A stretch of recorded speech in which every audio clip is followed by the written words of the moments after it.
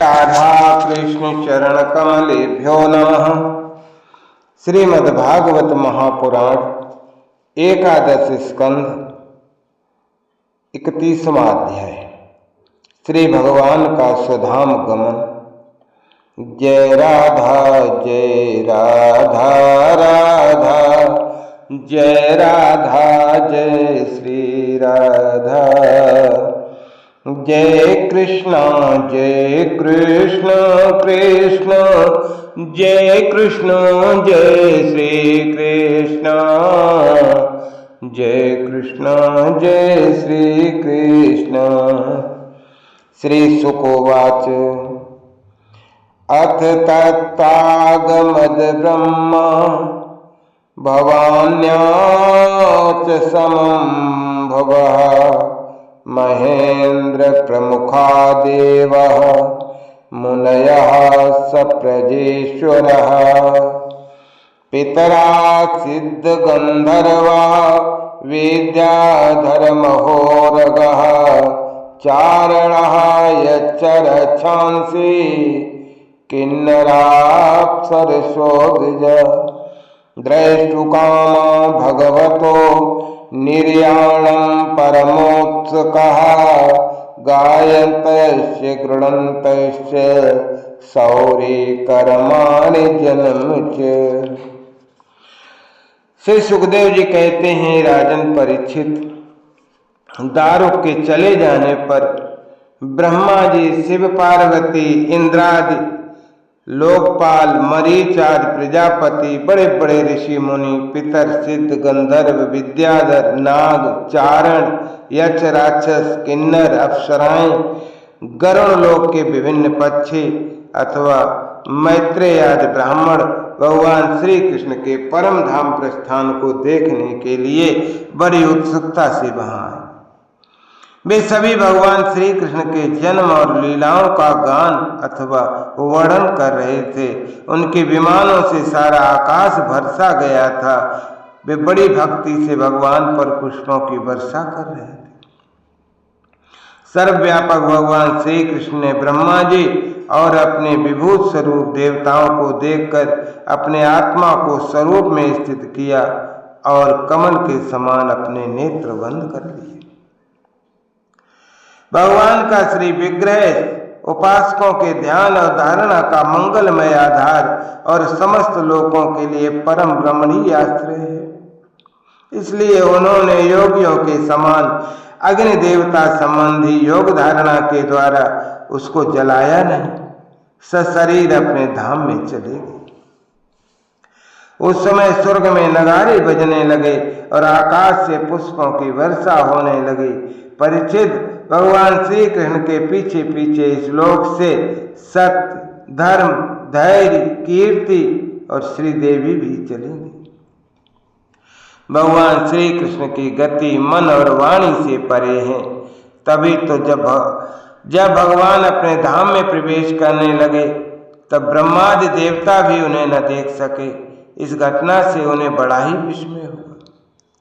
जैसे बिजली मेघमंडल को छोड़कर जब आकाश में प्रवेश करती है तब मनुष्य उसकी चाल नहीं देख पाते, वैसे ही बड़े बड़े देवता वे श्री कृष्ण की गति के संबंध में कुछ जान न सके।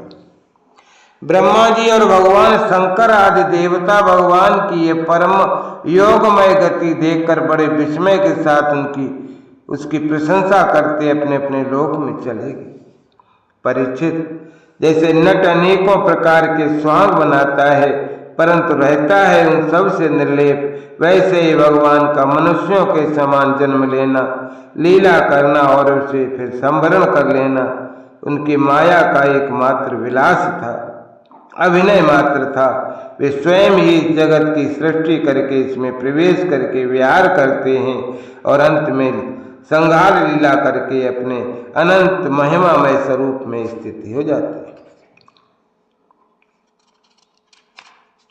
भगवान श्री कृष्ण सांदीपन गुरु का ये पुत्र यमपुरी चला गया था परंतु उसे वे मनुष्य शरीर के साथ ही लौटा लाए। तुम्हारा ही शरीर ब्रह्मास्त्र से जल चुका था, परंतु उन्होंने तुम्हें जीवित कर दिया। वास्तव में उनकी शरणागत वत्सलता ऐसी है। और तो क्या कहूँ, उन्होंने कालों के महाकाल भगवान शंकर को भी युद्ध में जीत लिया और अत्यंत अपराधी अपने शरीर पर ही प्रहार करने वाले व्याध को भी सधे स्वर्ग भेज दिया।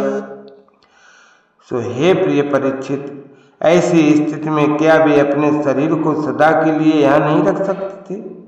अवश्य ही रख सकते थे। यदि भगवान श्री कृष्ण संपूर्ण जगत की स्थिति, उत्पत्ति और संहार के निरपेक्ष कारण हैं और संपूर्ण शक्तियों के धारण करने वाले हैं, तथापि उन्होंने अपने शरीर को इस संसार में बचा रखने की इच्छा नहीं की। इससे उन्होंने यह दिखाया कि ये मनुष्य शरीर से मुझे क्या प्रयोजन है। आत्मनिष्ठ पुरुषों के लिए यही आदर्श है कि वे शरीर रखने की चेष्टा न करें। जो पुरुष प्रातः काल उठकर भगवान श्री कृष्ण के परम धाम गमन की इस कथा का एकाग्रता और भक्ति के साथ कीर्तन करेगा, उसे भगवान का वही सर्वश्रेष्ठ परम पद प्राप्त होगा। इधर दारुक भगवान श्री कृष्ण के विरह से व्याकुल होकर द्वारका आया और वसुदेव तथा उग्रसेन के चरणों पर गिर गिर कर उन्हें आंसुओं से भिगोने लगा। परीक्षित उसने अपने को संभाल कर यदुवंशियों के विनाश का पूरा पूरा विवरण कह सुनाया। उसे सुनकर लोग बहुत ही दुखी हुए और मारे शोक के मूर्छित हो गए। भगवान श्री कृष्ण के वियोग से विह्वल होकर वे लोग सिर पीटते हुए वहां तुरंत पहुंचे जहां उनके भाई बंधु निष्प्राण होकर गिर पड़े मरे पड़े थे। देवकी, रोहिणी और वसुदेव जी अपने प्यारे पुत्र श्री कृष्ण और बलराम को न देखकर शोक की पीड़ा से बेहोश हो गए। उन्होंने भगवत विग्रह से व्याकुल होकर वहीं अपने प्राण छोड़ दिए। उन्होंने भगवान के विरह से व्याकुल होकर वहीं अपने प्राण छोड़ दिए।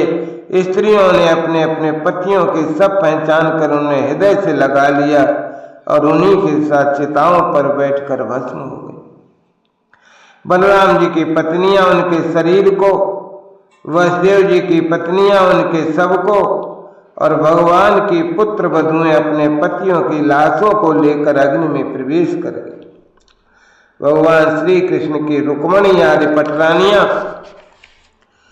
उनके ध्यान में मग्न होकर अग्नि में प्रविष्ट हो गईं। परीक्षित, अर्जुन अपने प्रियतम और सखा भगवान श्री कृष्ण के विरह से व्याकुल, पहले तो अत्यंत व्याकुल हो गए, फिर उन्होंने उन्हीं के गीतोक्त सदुपदेशों का स्मरण किया और फिर अपने मन को संभाला। ये ध्वंस के मृत व्यक्तियों में जिनका कोई पिंड देने वाला न था, उनका श्राद्ध अर्जुन ने क्रम से विधि पूर्वक करवाया। महाराज, भगवान के न रहने पर समुद्र ने एकमात्र भगवान श्री कृष्ण का निवास स्थान छोड़कर एक ही क्षण में सारी द्वारिका डुबो दी। भगवान श्री कृष्ण वहां अब भी सदा सर्वदा निवास करते हैं। वो स्थान स्मरण मात्र से सारे पाप तापों को नाश करने वाला हो गया और सर्व मंगलों को भी मंगल बनाने वाला है। पूरी परीक्षित, पिंडदान के अनंतर बची खुची स्त्रियों, बच्चों और बूढ़ों को लेकर अर्जुन इंद्रप्रस्थ आए। वहां सबको यथा योग्य बसाकर अनिरुद्ध के पुत्र वज्र का राज्याभिषेक कर दिया। राजन, तुम्हारे दादा युधिष्ठिर आज पांडवों को अर्जुन से ये बात मालूम हुई कि यदुवंशियों का संहार हो गया, तब उन्होंने अपने वंशधर तुम्हें राज्य पद पर अभिषिक्त करके हिमालय की वीर यात्रा की। मैंने तुम्हें देवताओं के भी आराध्य देव भगवान श्री कृष्ण के जन्म लीला और कर्म लीला सुनाई। जो मनुष्य श्रद्धा के साथ इसका कीर्तन करता है, वो समस्त पापों से मुक्त हो जाता है। एतम हरेर भगवतो रुचिरावतार वीर्याणि बालचरितानि च सन्तमानि अन्यत्र चेहञ्च श्रुतानि गृणन् मनुष्यो भक्तिं पराम परमहंस गतौ लभेत।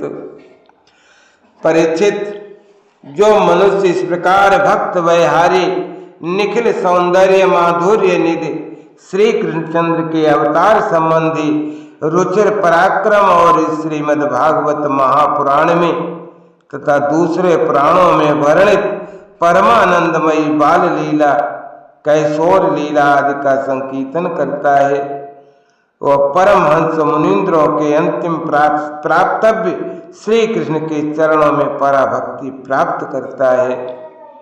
इत श्रीमद्भागवते महापुराणे वैशाख्यमष्टादशसहस्रायां परमहंसायां सहितायां एकादश स्कंधे एकत्रिंशोऽध्यायः इति एकादशः स्कंधः सम्पन्नः। जय राधा राधा जय राधा जय श्री राधा। जय कृष्णा कृष्णा जय कृष्णा जय श्री कृष्णा।